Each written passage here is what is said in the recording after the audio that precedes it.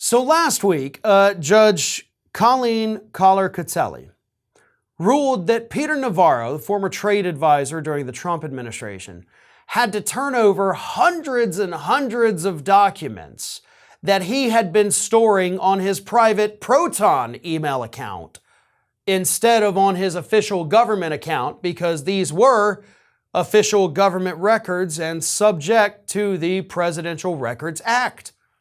But here we are in the year 2023, and Mr. Navarro has not turned over all of those records. Kind of like a couple other people we've seen in recent months, like, oh yeah, by the way, I have all of these records that legally I'm supposed to turn over to the National Archives, and I just didn't do it. Now, the reason this story to me is so interesting is, one, because we don't know what's in these documents. We know they're government documents.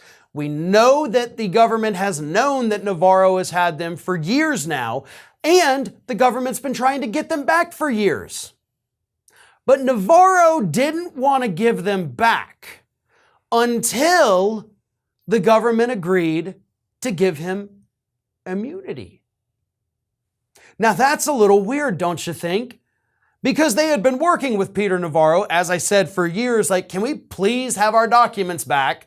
You stored them improperly, you didn't save them, you got to give them to us, they belong to us, the taxpayers pay for these things, you got to turn them over. And he's like, yeah, I'll turn them over, but you got to give me immunity.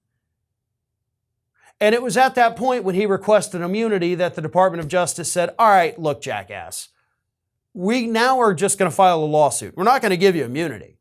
We're going to file a lawsuit, we're going to get our documents back. And that is exactly what happened with this ruling. But it begs the question, why did Peter Navarro request immunity? You didn't need immunity from prosecution when they were simply requesting the documents. They weren't threatening to arrest you. They weren't threatening to charge you. Give us the documents, we'll be on our way, you're good to go.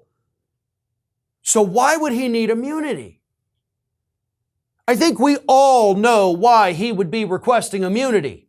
Even though we don't know what is in those documents, it's pretty obvious through the immunity request that there's probably something in there that Navarro doesn't want anybody else to see because it could implicate him in potential criminal activity. You don't ask for immunity unless you think you're going to be prosecuted. And he knew he wasn't going to be prosecuted for having the documents. I mean, even though they sued to get the documents back, they could have just issued criminal charges against him, and they didn't. So he knew charges weren't coming through the possession of the documents, so there must be something in those documents that points to criminal activity. That's gotta be why he wanted immunity. And now that he has been forced to turn those documents over, I imagine we're gonna find that out pretty soon. We'll know why he wanted immunity.